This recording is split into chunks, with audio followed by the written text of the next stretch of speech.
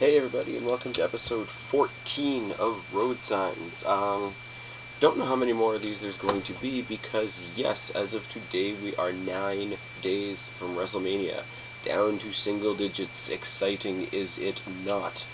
Okay, a couple of thoughts just coming off Raw and SmackDown. I was going to make a video after Raw this week, but didn't really have my thoughts fully collected, and I just didn't want to come on here and blather on, because that doesn't do anybody any good, does it? Okay, Rey Mysterio and Cody Rhodes.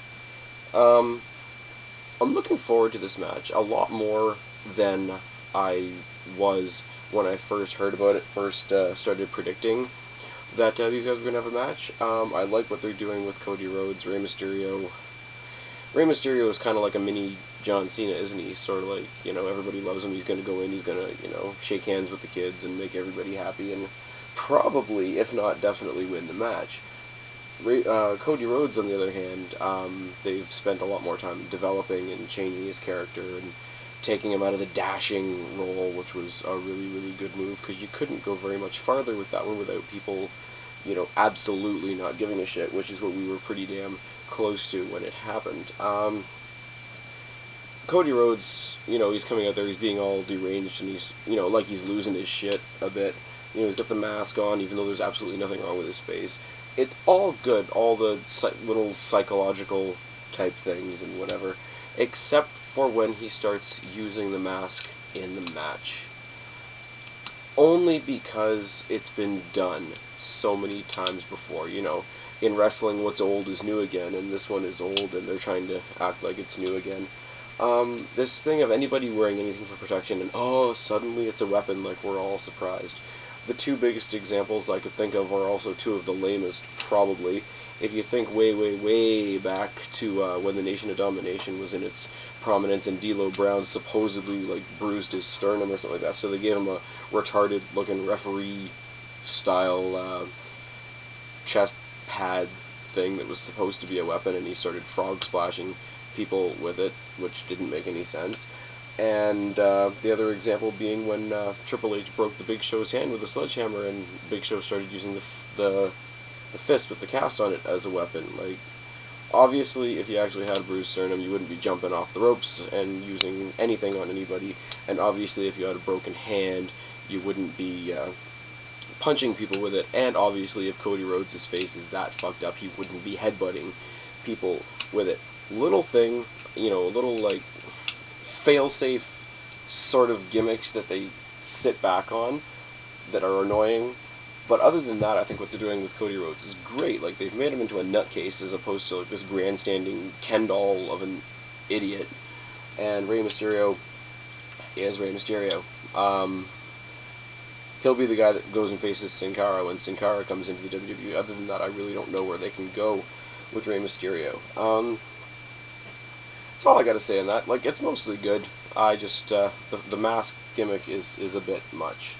I'm still looking forward to the match. I think it's going to be a great match. As I said, they've reconvinced me over the past couple of weeks that this is going to be a watchable match, because I will admit, I didn't think it would be originally. Edge and Alberto Del Rio is ticking along. Del Rio's got his big jacked up Brodus Clay bodyguard guy, and Edge has sort of realigned himself with Christian, which, everybody's saying, are they going to make it a triple threat match with Christian? I hope not. Does Christian get a title match eventually? I hope so. I think it would be cool. Or is Christian going to interfere at WrestleMania? Probably.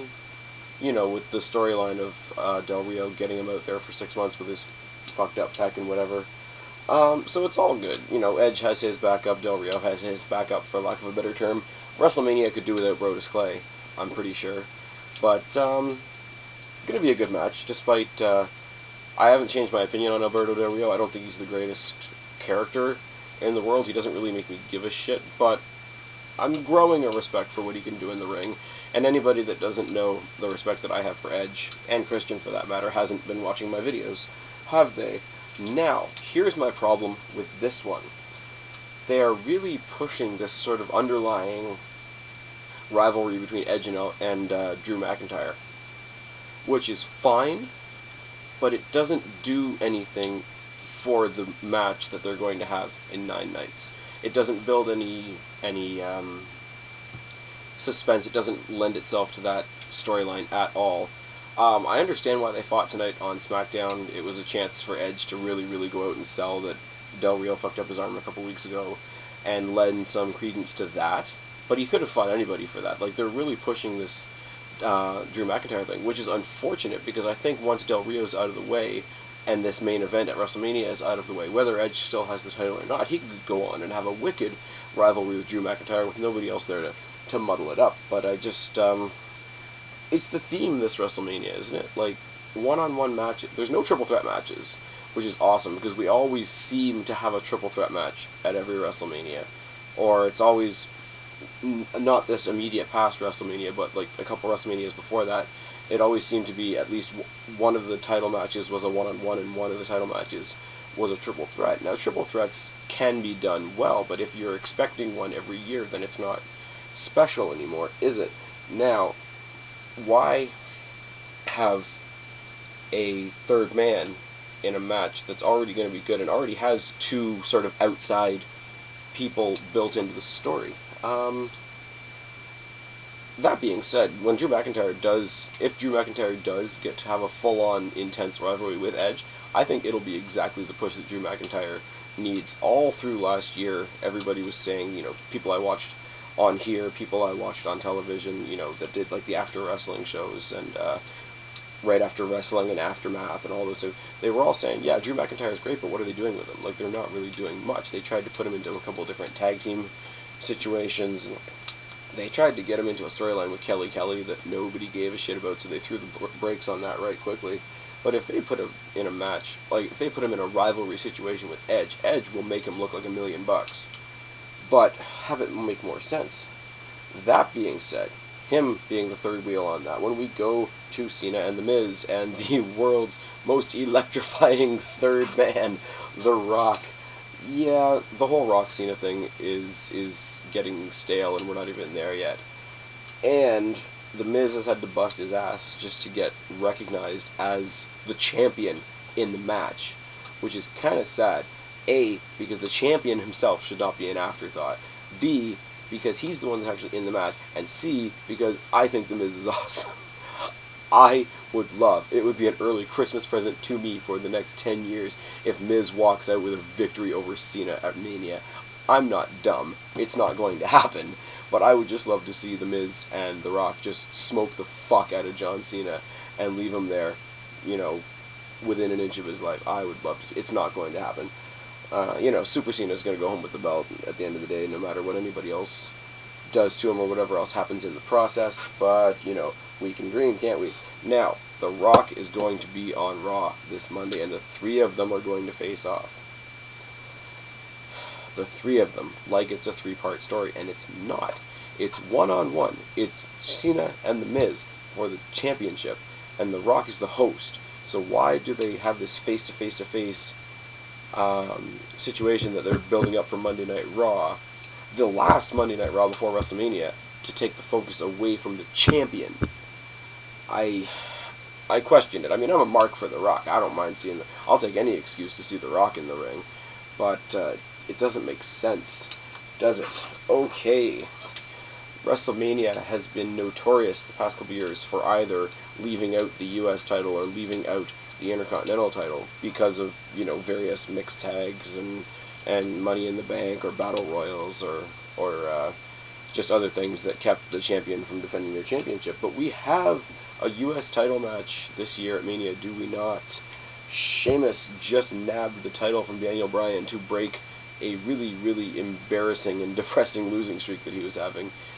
Last year, Sheamus was the champion. Sheamus was the champion over John Cena, who's like WWE's Superman. And then they had him, at his tail parts of last year and the beginning parts of this year, losing to guys like Evan Bourne and Mark Henry. And, Mark Henry speaks for itself. Evan Bourne, I've got nothing bad to say about. But for him to be beaten by a former WWE, or for him to be beating a former WWE champion just seems a bit askew, doesn't it? But for him to come back the following week, beat Daniel Bryan convincingly in a really, really good match on Raw, to set up this match at WrestleMania. I am looking forward to this. I don't have much to, which is funny because I don't have much to say for Sheamus, and Daniel Bryan isn't. I respect him a lot, but he's not really my cup of tea. But I'm growing an appreciation for him the same way because we're all used to flash and bravado and all that. It's the same way it took me a long time to appreciate Chris Benoit in the ring. It's taking me that same long period of time to appreciate Daniel Bryan in the ring, but it's getting there. And after the match that he had with Sheamus, I really, really think this is going to be a great match. It could be next to Punk and Orton. It could be the best match on the card. Like I say, don't have much to say for Sheamus. After seeing what him and Bryan did this past week on Raw, after last year / this year, his on-again, off-again rivalry with John Morrison and what he did there, I'm looking forward to this match. It seems like they quickly handed him the belt so that Daniel Bryan would have a reason to face him at WrestleMania. So it felt kind of tacked on, but whatever. It's a good match. It'll be a good match, and I'm looking forward to it. Triple H and The Undertaker. Now, one thing I have to say about The Undertaker right off the bat, I did not mind at all. I actually thought the 2/21/11 promo was amazingly well done. But, both when we saw it and we weren't sure if it was The Undertaker, some of us thought it was Sting or whatever, and even after we knew it was going to be The Undertaker, having the the rain and the creepy little house and the Johnny Cash music, Ain't No Grave or whatever the song is called, it worked. It was an intriguing promo. There wasn't much to it. It left you wanting more. Now that being said, the use of Johnny Cash, Ain't No Grave, or like I say, I'm not sure exactly what the song is called, was fine in the promo. But they're using it as Undertaker's entrance music now, and it doesn't work. You need one thing to make The Undertaker work, and that is Graveyard Symphony. Graveyard Symphony has always meant The Undertaker. Undertaker has not been the same, and WrestleMania has not been the same anytime they've used anything else. There are a lot of people that mark out for the American Badass days of The Undertaker when he was the biker and this and that. Those days were great, except, have him coming out to Limp Bizkit, which is meh. Have him coming out to Kid Rock, which is meh. When he started the ministry and the corporate ministry and all that crap back in the day, and he just had those generic hard guitar chord type entrances, it didn't work. Undertaker needs to have Graveyard Symphony play him to the ring, because it sets up the whole demeanor and persona of him and of the match and of WrestleMania, because with Shawn Michaels not around anymore, Undertaker kind of owns WrestleMania. Anybody else can come in and do whatever they want, but to overuse a very, very overused cliche, WrestleMania is The Undertaker's yard. So it's a little thing, but an entrance for some guys, like guys like DX, guys like The Undertaker, guys like anybody that did anything really unique and specific in their entrance, especially The Undertaker. You take that away, and it's gonna take him a lot of hard work to get that little bit that the entrance starts from the crowd in the match when he starts it. That was a bit of a ramble. I hope it made sense. You might not agree with me at all, and that's fine, but at least I hope the idea that I'm trying to portray here makes sense. Get rid of Johnny Cash before WrestleMania, bring back Graveyard Symphony so that The Undertaker can be The Undertaker. That is my point on that. Another problem that I had with this, they put together some amazing promo videos for this, didn't they? WWE's really good at that shit this year, like the preamble, the pre-match videos, the promotional video packages, and all that sort of thing. In lieu of them having any actual face-to-face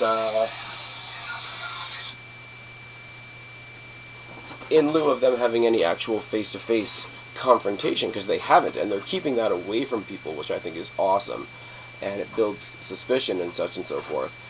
But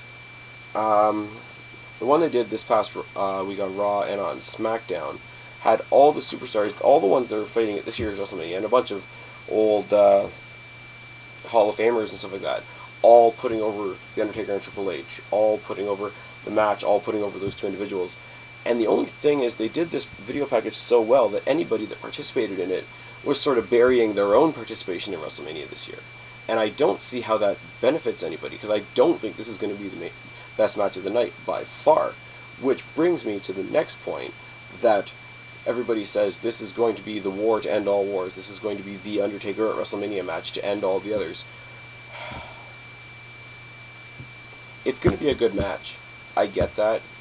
But after two back-to-back amazing matches with Shawn Michaels last year and the year before, it's not going to be the best of all time. It's not going to be the best in WrestleMania history. It's not going to be the best streak match at WrestleMania of all time. That is overselling. Wade Barrett just won the Intercontinental title match, just won the Intercontinental belt from Kofi Kingston on SmackDown just tonight, just a couple hours ago. Well, I guess it was again a random bit of, okay, we're going to hand you a belt because you're not really doing anything else. So it seems to me like they're handing him a WrestleMania match.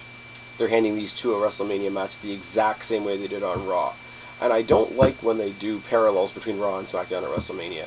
I don't like... there was WrestleMania, I don't remember which one. Somebody with a better memory for years will be able to tell me, when both of the tag team tag team championships were both defended in fatal four-way tag team matches, and they kept on during each match they kept on talking about the other one. Raw and SmackDown don't have to mirror each other. Wade Barrett and Kofi Kingston tonight was nothing special, and if it is going to be a match at WrestleMania, I hope it's the opener, because I don't think it'll be anything special. Last point I want to share with you, because apparently somebody's trying to get a hold of me. I've been bitching a lot, and other people have been bitching a lot, that there's no Money in the Bank match this year at WrestleMania, which is unfortunate, because it is one of the more popular staples.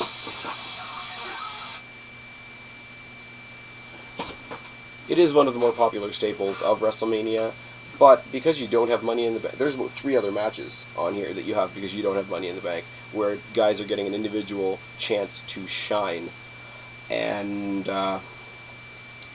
just like I say, if Kofi and Wade are going to fight at WrestleMania, those two for sure would have been in Money in the Bank. At least Kofi Kingston.